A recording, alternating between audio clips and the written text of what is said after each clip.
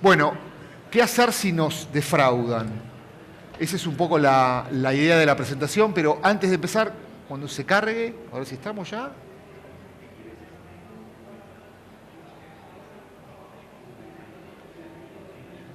Esperemos que cargue.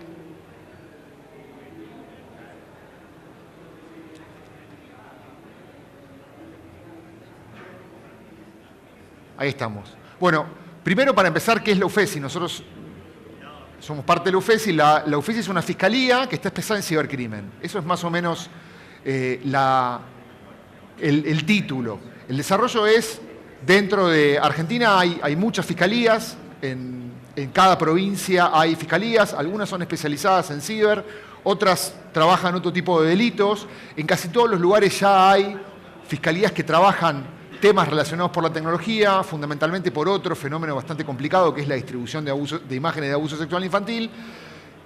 Pero desde hace muchos años, con el crecimiento de los fraudes en general, a través de Internet, y muy especialmente desde el 2020, donde mucha gente se volcó a hacer operaciones en Internet que antes no hacía, empezó a haber muchos más fraudes. Así que en muchos lugares ya empieza a haber fiscalías especializadas. Nosotros estamos en Buenos Aires físicamente, pero trabajamos a nivel federal, fundamentalmente algunos delitos federales, que son aquellos delitos que le interesan más a la nación y que pueden afectar a la nación en general o que involucran a más de una provincia o a veces a muchos países. Ese es el título. Y usualmente, tal vez piensen que nosotros somos algo parecido a esto. Y en realidad ese es el estereotipo con el que tenemos, de la misma forma que el estereotipo de las personas que investigamos es alguien con una capucha y un fondo negro. Pero en realidad nosotros nos consideramos que somos un poco esto, investigadores tradicionales. De hecho, muchos de nosotros venimos de la investigación pre-internet. Qué feo quedó, está muy pixelado. Y esto tiene que ver con la investigación de todas las pistas que te deja un caso. Y sobre eso vamos a hablar un poco al final. ¿Cuáles son las cosas que nosotros tomamos o necesitamos tener para investigar casos como los que vimos en el panel anterior? Pero no solamente esto nos define, sino que a la mayoría de nosotros también nos vemos así. La inmensa mayoría de nosotros tenemos cierto amor por la tecnología, incluso para muchos antes de haber estudiado Derecho, y esa aproximación a la tecnología originaria hace que tratemos de, primero, entender Internet como realmente es y no como que nosotros queremos que sea. Hay muchas cuestiones asociadas a Internet, como la libertad, como el cifrado, que hoy en día y desde hace bastante tiempo se vienen discutiendo. Hay que romper el cifrado, Telegram tiene que entregar información, la Deep Web está mal, y algo parecido pasa con las cripto. Entonces hay mucha gente que asocia a los criptoactivos con necesariamente actividades delictivas, o que como es una tecnología que no entiende, trata de asociarla directamente al crimen. Y nosotros tratamos de pensarlo al revés, como una tecnología que está buenísima para muchísimas cosas, pero que también puede ser usada para crímenes, y a eso vamos. ¿Cómo se empiezan a investigar estos casos? ¿Cómo son los puntos de partida, los intermedios y los finales de nuestras investigaciones? Nosotros venimos trabajando hace bastante con cripto, y de hecho una de las primeras cosas que hicimos fue tratar de amigar a los investigadores con las cripto en general, con las tecnologías asociadas a las criptomonedas, porque lo que empezábamos a darnos cuenta es que nos costaba mucho convencer a las autoridades de hacer determinadas medidas, nos costaba mucho hacerle entender a las autoridades cosas como la cadena de bloques. Recién se hablaba, en el panel anterior hablaban con total naturalidad de frases semillas, billeteras frías, y esas son cuestiones que para los abogados son cosas que no aprendemos en la facultad, definitivamente, y por una cuestión generacional, la gente con la que tenemos que interactuar no está acostumbrada a ver ese tipo de cosas. Y cuando tenés que tomar una decisión, sos un investigador, o tenés que tomar una decisión en un caso y no entendés la tecnología que está atrás, puede pasar dos cosas. Que por miedo te digan que no, que te bajen la barrera tecnológica y te digan, yo de esto no entiendo nada, entonces te voy a decir que no porque vos no lo supiste explicar. o que hagan todo lo que vos decís por miedo a quedar mal. Y ninguna de las dos cosas está buena. Además, cuando vos tenés que introducir a alguien en cuestiones asociadas a cripto, para abogados hay realmente poca bibliografía. Vos no podés comprar un libro de cómo conocer qué son los criptoactivos. O hay algunas publicaciones, pero tal vez no haya tanto desarrollo en Argentina. Podés hacer un curso, hay algunas clínicas, hay algunos cursos gratis, pero cuando vos querés empezar a aprender en serio tenés que pagar plata. Y usualmente la gente que va a tomar decisiones en un caso no está dispuesta a pagar o no suele haber capacitaciones. Así que lo primero que hicimos fue esto, es una guía práctica para que los que trabajan en tribunales, los abogados, los jueces, los fiscales, los defensores, los policías, que quieran empezar o que tengan la necesidad de empezar a investigar casos de cripto, y ya vieron en el panel anterior que hay muchísimos casos y cada vez más diversos, puedan empezar a tratar de entender mínimamente qué es esto de la cadena de bloques, qué es esto de la trazabilidad, qué es esto del cambio. Hace 2 paneles se hablaba del cambio con total naturalidad, y si yo llego a explicar esto en una sala de audiencias, el cambio, y mencionarlo así como al pasar, probablemente no lo entiendan y yo tenga que desarrollar una explicación sobre el cambio que me va a obligar a desarrollar una explicación de cuál es el modelo de transacciones no gastadas y un montón de cosas más. La idea de esta guía, que está disponible, que es un recurso público, no tiene ninguna ciencia. La guía es recolectar un montón de información que está disponible en muchos lados, mucha traducida. Hay algunos recursos más técnicos. Esta guía quedó un poquito desactualizada porque la hicimos antes de la regulación de la CNB. Ahora tenemos que darle como una lavada de cara y una actualización. La idea de esta guía es que si alguien quiere empezar a ver el tema cripto desde el punto de vista de la investigación, puede hacerlo. Tal vez ustedes ya se hayan zambullido en las cripto desde otro lado, de comprar, de operar, pero muchas de las personas con las que nosotros interactuamos no usan, no tienen, no saben. Entonces, para nosotros eso era muy importante, empezar a desarrollar este material. Y nosotros empezamos a investigar casos de cripto en 2017. Este fue nuestro primer caso, era un caso bastante sencillo donde vos podías comprar cripto haciendo transferencias directamente desde tu cuenta de banco. Y era una estafa triangulada, de las que les mostraron recién. Alguien que pensaba que estaba comprando un somier en el Black Friday y terminó comprándole cripto a alguien. Hay un podcast de Spotify que se llama Internet me arruinó, que cuenta mucho la historia de este caso. Y a partir de este caso que nos golpeó en la cara porque no estábamos teniendo casos de cripto, teníamos alguna idea, habíamos leído algún material, pero no estábamos preparados, no sabíamos hacer trazabilidad, no teníamos herramientas de trazabilidad, tuvimos que empezar a meternos. De hecho, fue uno de nuestros primeros contactos con algún proveedor de servicios de activos virtuales, que era el que vendió las cripto a la persona que quedó después detenida. Y a partir de ahí empezamos a trabajar. Este caso lo tuvimos en 2022. Este fue un caso bastante nuevo, bastante bueno para nosotros y que responde a una práctica bastante habitual. Este fue un caso de una chica que estaba tomando un café, le robaron el teléfono, le hicieron un phishing, le desbloquearon el teléfono, tenía su cuenta de Binance en el teléfono, le entraron a la cuenta de Binance y le transfirieron las cripto que tenía. Tenía un montón de cripto distintas y ahí tuvimos suerte de que la persona que tomó las criptos se la transfirió a su propia cuenta de Binance. Entonces nosotros ahí pudimos hacer una trazabilidad medianamente rápida, congelar esos fondos y después reintegrarlos a la víctima, primero provisoriamente y después del proceso, cuando a la persona la condenamos, se la reintegraron para siempre. Este no es el caso habitual, no siempre las personas que transfieren, o en determinado nivel, las personas que transfieren ya no están en un proveedor de servicios virtuales, probablemente ya salgan del esquema de los proveedores, entonces ahí ya nos cueste un poco más, pero este fue un lindo ejemplo, fue una linda interacción con Binance, aprendimos a cómo congelar los fondos, aprendimos a cómo incautarlos después, y a partir de ahí empezamos un modelo de trabajo que sigue hasta ahora. Después empezamos a ver casos de cripto asociados al lavado de dinero, el final de las operaciones. Este fue un caso donde nosotros pudimos incautar cripto en proveedores de servicios de activos virtuales y también con una frase semilla recuperada. De esto estamos teniendo varios y estamos viendo muchos esquemas de lavado de activos que terminan en cripto. De esta forma, asociados ya a organizaciones criminales bastante más conocidas o en esquemas de cuevas donde se cambia el dinero en efectivo que se recauda en supermercados, por ejemplo, o en actividades ilegales como la venta de droga en los últimos puntos de expendio, en vez de cambiarlo por dólares, ya directamente lo cambia por cripto.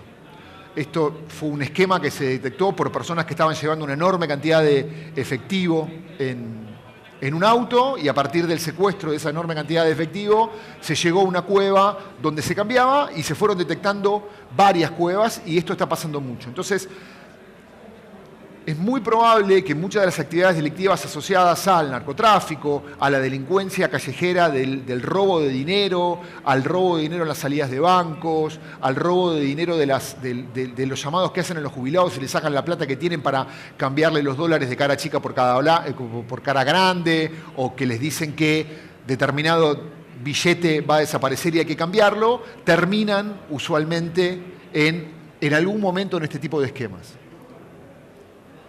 Hace poco también logramos hacer un embargo de criptoactivos en un caso de corrupción. Una persona que había cobrado una coima, un funcionario público que había cobrado una coima, había usado ese dinero para comprar criptoactivos en dos proveedores, uno más asociado a Argentina y otro asociado al extranjero, y nosotros pudimos hacer una investigación, encontrarle cripto y secuestrarlas para en algún momento devolver ese dinero al Estado. Algo más reciente, una red de casinos ilegales en Mar del Plata y que tenía también un esquema de contrabando de teléfonos y que terminaba con sus operaciones en cripto. Acá lo que pudimos hacer es, por primera vez, decomisar esos activos virtuales que estaban en un proveedor y ya directamente que pasen a la UIF como parte del decomiso. Ya no es un secuestro que quedan depositados hasta que la investigación termine, sino ya quedan a disposición del Estado, que después los reinvierte en las fuerzas de seguridad. Eso es más o menos la tipología de casos que venimos trabajando, pero además trabajamos casos de fraude como los que les contaban en el caso anterior. Tuvimos, por supuesto, muchísimos esquemas piramidales y esos esquemas piramidales estamos viendo que o terminan en cripto, si los esquemas son en dinero fiat, terminan las organizaciones convirtiéndose dinero a cripto, o en los últimos, los que están saliendo en los diarios y los que están por venir, lo que estamos viendo es que directamente la gente tiene que hacer su ingreso de inversión en cripto. A veces también lo que vemos es que la gente transfiere fiat, alguna moneda que ellos dicen que existe, como les mencionaba antes, y no existe. Y les crean una plataforma falsa donde ellos pueden ver su saldo en una cripto y ese saldo es totalmente mentira y ese dinero en efectivo fue en cripto de las conocidas y se las quedaron ellos.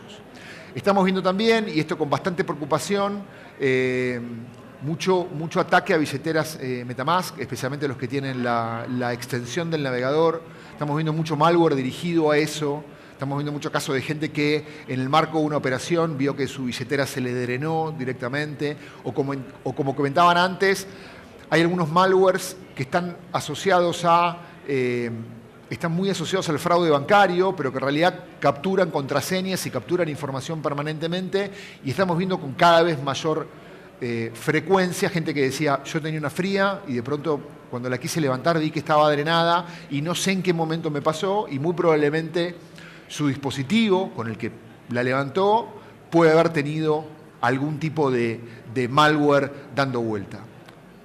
Hace bastante que no vemos, pero vimos muchos casos también de phishing asociado a proveedores de servicios de activos virtuales. Muy especialmente durante la pandemia, donde mucha gente se volcó a proveedores de servicios de activos virtuales para comprar algún stablecoin. Me acuerdo que en ese momento se vendía mucho DAI y bueno, ahora estamos viendo mucho más USDT, pero mucha gente abría cuentas, el onboarding es súper fácil ahora y había muchas campañas de phishing asociadas a esos proveedores. Llegaban un correo diciendo tenés problema con tu billetera, y usualmente lo que terminaba, o tenés problemas con tu cuenta, se logueaban y les terminaban drenando las cuentas. Así que Hay mucho de eso dando vuelta y como decía Gabriela en el panel anterior, este menú de fraudes va y viene todo el tiempo. Hay campañas todo el tiempo. Ahora estamos con las campañas de los mails extorsivos. Últimamente hay una campaña nueva de mails extorsivos. Te llega un correo y te dicen, soy un hacker, me metí en tus dispositivos, sé que estuviste viendo pornografía, si no querés que lo haga público, transferime plata a esta dirección de Bitcoin. Probablemente esta campaña, que son mails masivos, en algún momento corte y venga alguna otra. Así que cuanto más atentos estemos, cuanto más estemos informados acerca de cuáles pueden ser las trampas, mejor. ¿Y cuáles son los pasos para la investigación? Primero, la recolección de datos.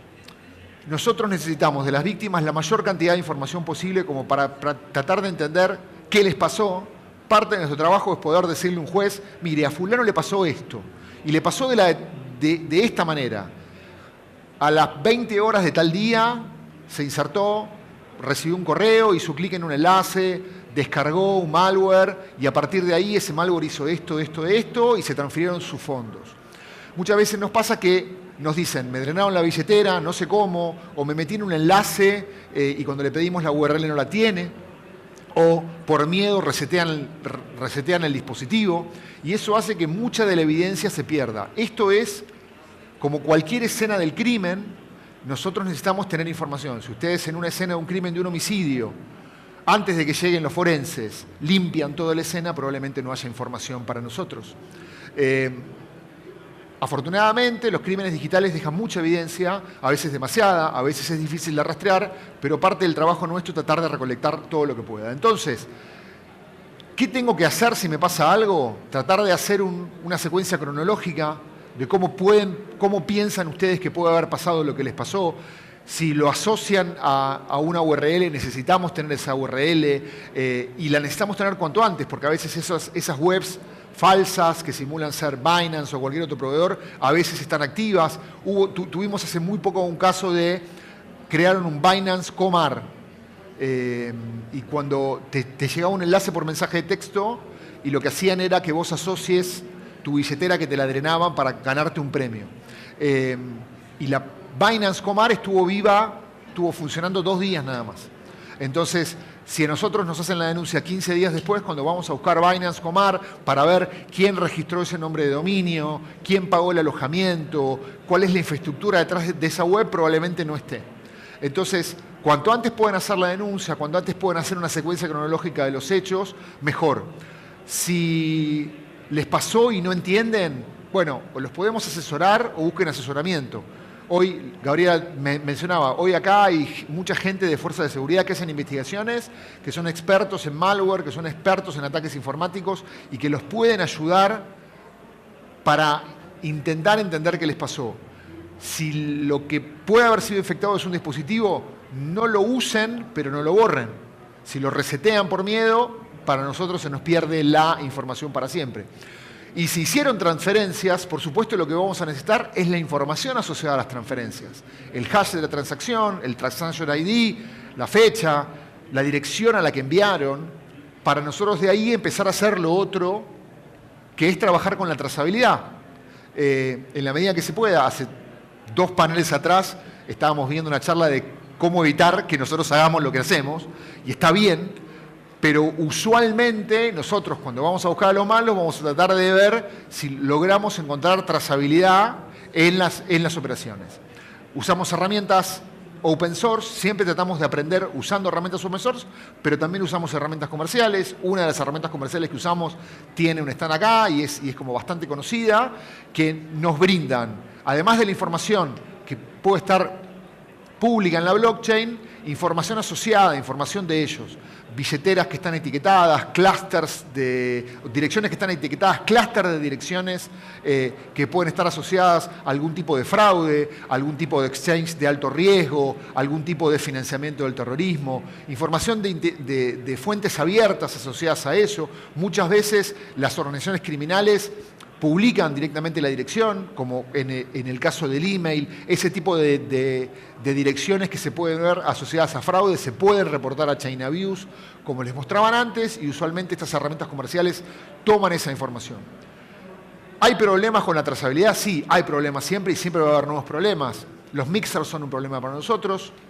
Los cambios de cadena, los swaps o los bridges también son problemas para nosotros. Por supuesto, cuando no pasan por un proveedor de servicios de activos virtuales, son un problema para nosotros. Afortunadamente, estas herramientas nos permiten flaguear determinadas direcciones y cuando se empiezan a mover, poder empezar a trabajar. Afortunadamente, también los criminales tienen que comer en algún momento y usualmente al final del día siempre terminan pasando por un proveedor de servicios de activos virtuales. No hemos encontrado organizaciones criminales a determinado nivel que no terminen en algún momento pasando por proveedores de servicios de activos virtuales, pero esto es un ecosistema que está cambiando todo el tiempo y que nos exige a nosotros estar permanentemente actualizados y permanentemente capacitados.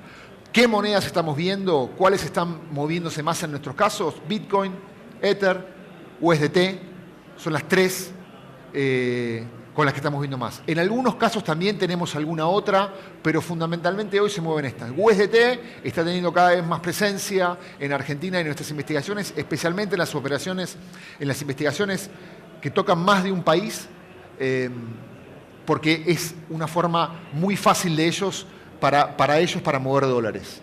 Y después, cuando podemos, cuando las condiciones se dan, tratar de incautar ese dinero y devolvérselo a la víctima. En eso, para nosotros es clave, primero, la trazabilidad, segundo, la cooperación con los proveedores de servicios de activos virtuales, si es que tenemos proveedores de servicios de activos virtuales involucrados, y ahí los escenarios son bastante variados, no siempre funcionan de la misma manera todos. De la suerte de que hayamos llegado rápido, que nuestro análisis de trazabilidad sea correcto, a veces no es una línea recta, sino que a veces lleva tiempo y es bastante complicado, pero fundamentalmente lo rápido que se mueva la víctima. En muchos casos, si lo que les drenaron fueron fondos que están en un proveedor de servicios de activos virtuales y todavía siguen ahí, muchos proveedores hacen congelamientos de cortesía para las víctimas para que después, cuando hagan la denuncia, nosotros podamos avanzar. Así que cuanto antes puedan hacer eso, mejor. Adelantando una pregunta que por lo general no siempre hacen es, ¿llegan a agarrar? ¿Alguien va preso? Sí. No en todos los casos, tenemos muchos casos donde no, tenemos muchos casos donde no se denuncia, pero tenemos muchos casos de éxito. Tenemos muchos casos donde hemos llegado, o por lo menos hemos llegado a individualizar personas sobre las cuales después vamos a poder hacer una investigación. No siempre... O no tiendan a pensar que si te drenaron la billetera o si perdiste plata, no se va a poder hacer nada. Siempre quedan huellas, siempre quedan rastros y parte de nuestro trabajo es saber cómo hacerlos. Estoy en cero, así que les agradezco mucho y si tienen preguntas estoy a disposición. Muchas gracias.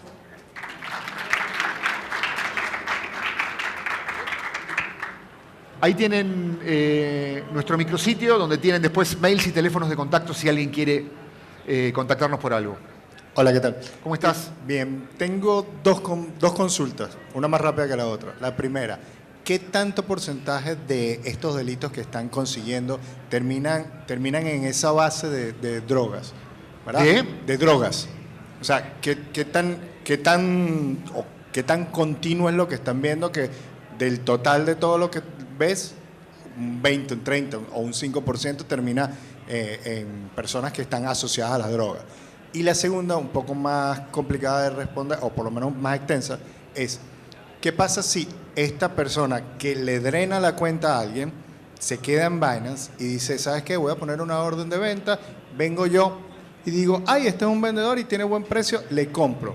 Yo transfiero mis pesos. Él me da un USDT. ¿Cómo quedo yo? ¿Qué figura termino siendo yo? Porque a la final yo pierdo y cuando llegues tú a preguntarme a mí, me vas a retener los USDT, ¿cierto? Entonces, terminamos dos, obviamente en una triangulación, terminamos dos afectados. ¿Cómo quedo yo? ¿Quedo como víctima? ¿Quedo como proveedor de liquidez? ¿Qué sé yo? No, o sea, la pregunta. Súper interesante, gracias. Bueno, lo primero, no te puedo dar un porcentaje porque es como súper variado, pero estamos viendo con cada vez mayor intensidad, que ahora a las organizaciones criminales, incluso de poca monta, les es muy fácil acceder a cripto. Por un lado está bueno, digamos, los proveedores de servicios virtuales lo que hicieron es democratizar la posibilidad de que todos tengamos, ¿sí? Es súper fácil, el onboarding es 5 minutos, entonces, y además la gente se acostumbró mucho a usar el celular para tener su dinero. Al menos vos no sos argentino, pero... bueno, entonces vivís acá, bueno, tenés Mercado Pago, todo el mundo tiene Mercado Pago. Bueno, antes de la pandemia, poca gente lo tenía, no había usabilidad. Y ahora sí hay usabilidad, y tenés Mercado Pago y un montón de billeteras más. Entonces, ¿cuál es la diferencia entre tener Mercado Pago y tener Lemon? Hoy, nada. Entonces, se empezaron a dar cuenta que les era muy fácil hacerse de cripto. No era una cuestión de ir a un bar y esperar la transferencia, que era lo que pasaba antes. Entonces, hoy cada vez más, gente joven, gente que tal vez no tiene educación financiera, pero que tiene un celular, se da cuenta que con un DNI y un par de cosas más puede tener sus cripto y tenerlas ahí. Entonces, cada vez más negocios que manejaban mucho efectivo y que generaban un problema para almacenarlo, ahora lo solucionan en 5 minutos. Y si no, van a este tipo de organizaciones que les mostraba antes, estas cuevas, donde ahora en vez de comprar dólares, te transfieren los cripto y ya. Así que no tengo un porcentaje, pero cada vez más. Lo segundo, que es muy interesante, estamos viendo un montón de esos casos. Muy probablemente lo que termine pasando es que la tentación inicial sea considerarte un cómplice de la persona que drenó la billetera. Nosotros, ¿qué tratamos de hacer? Y eso lo hacemos tanto en transacciones de cripto como en transacciones de banco, porque la lógica es la misma en transacciones de banco. Yo no voy a pedir información sobre tu transacción. Yo voy a pedir toda tu información y voy a ver tu perfil. Y ahí me voy a dar cuenta si vos estás comprando y vendiendo todo el tiempo. Entonces te voy a catalogar de una manera y tal vez voy a pensar que estuviste comprando de buena fe. Si tu cuenta fue creada 5 minutos antes y tu única transacción sea esa, probablemente piense que vos tenés algo que ver. Pero si vos tenés una cuenta desde hace mucho tiempo, que manejás un montón de criptos, que estás holdeado en algunas, que estás moviendo, tal vez piense que vos compraste de buena fe porque viste una oferta que te gustó. Pero probablemente en algún momento te golpeemos la puerta y te preguntemos. Pero probablemente te golpee la puerta y no te mande un equipo de combate a esposarte. Esa es la diferencia. Porque sabemos qué pasa. Y también puede pasar que hoy salís de acá, te roban el documento y te hacen un onboarding en 5 plataformas distintas. Que también pasa. O tal vez puede pasar que vos estás viviendo en la calle, no tenés plata y yo vengo y te doy 5.000 pesos a cambio de tu foto y tu selfie. Y te creo una cuenta, que también estamos viendo qué pasa. O tal vez puede pasar que te roben el teléfono y yo aproveche el rato que tengo tu teléfono desbloqueado para recibir dinero y después transferirlo. Y si vos no te das cuenta y no desconocés la operación, que es otra cosa que preguntamos también, probablemente sospechemos. Lo que yo sé es que si yo te robo tus cripto, no voy a poner mi nombre y apellido para recibirlo. O me voy a una fría, pero si me quiero quedar en Binance porque quiero tratar de hacerme rápido, voy a tratar de triangularla rápido y probablemente haya usado un onboarding malo. Nombro Binance porque Binance tiene un buen onboarding, pero estamos viendo cada vez más inteligencia artificial que está empezando a complicar mucho el onboarding. Porque hoy en Argentina las fotos de los DNI circulan libremente porque mucha gente los entrega sin darse cuenta a quién se los está dando. Entonces hoy, con una foto del DNI con mínimos conocimientos de inteligencia artificial, yo puedo generar la selfie. Si no te pido prueba de vida, ya tengo el onboarding, ya está. Entonces con tu DNI robado yo ya hice, y lo estamos viendo. Y además, si te hago una cuenta, no te voy a hacer en un proveedor, te voy a hacer en 10 y te voy a hacer en 10 bancos. Si es un celular, mientras me tomo una coca y me fumo un pucho, te hice 50.000. Entonces, ese es el problema. Pero bueno, repito, cuando pasan esas cosas, usualmente nosotros por política, como sabemos que pasa lo otro también, vamos a mirar tu perfil de consumo en general. Esa es la idea. Así que seguí comprando, tranquilo, si tenés que comprar. Ahí hay una.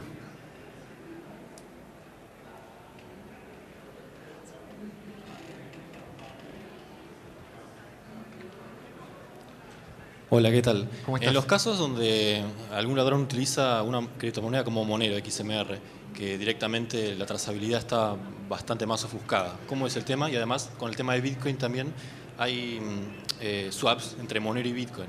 Entonces ahí capaz están investigando a alguien que no tiene nada que ver. Bueno, mirá, nosotros todavía no tuvimos casos que involucren a Monero. Cuando nos encontremos con uno vamos a tener un problema, porque es un enorme dolor de cabeza. Al nivel que nosotros estamos viendo el fraude en Argentina, Monero no se usa para las operaciones de las que estábamos hablando. Sí estamos viendo que se usa Monero en otro tipo de operaciones. Ransomware, por ejemplo.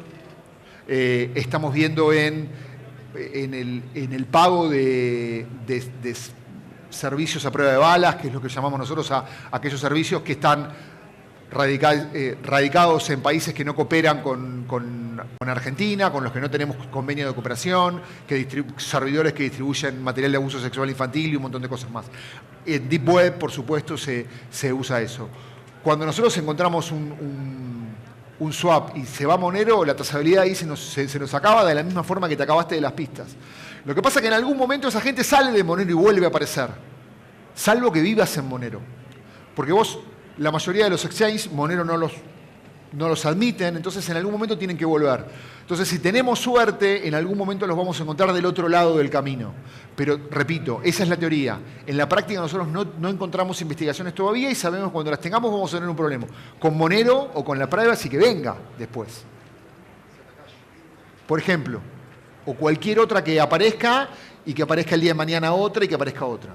Las privacy para nosotros son un problema de la misma forma que un ladrón entra a robar con guantes y no deja huellas. Es un poco lo mismo. El trabajo no es... Pero a veces las transacciones no es la única evidencia que te queda. O sea, la transacción es una muy buena parte de la evidencia, pero tal vez haya otras evidencias que queden.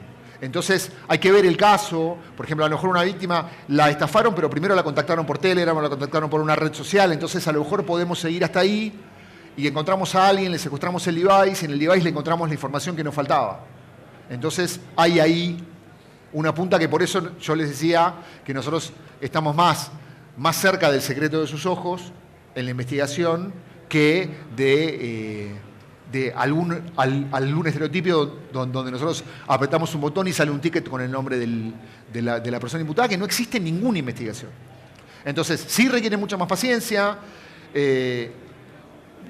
necesitas estar como bastante actualizado. Cuando dejas de hacer un poco te oxidás, y nosotros trabajamos otros casos también, entonces es como difícil, pero nos gusta, nos interesa mucho, así que tratamos de meterle todo lo que podemos.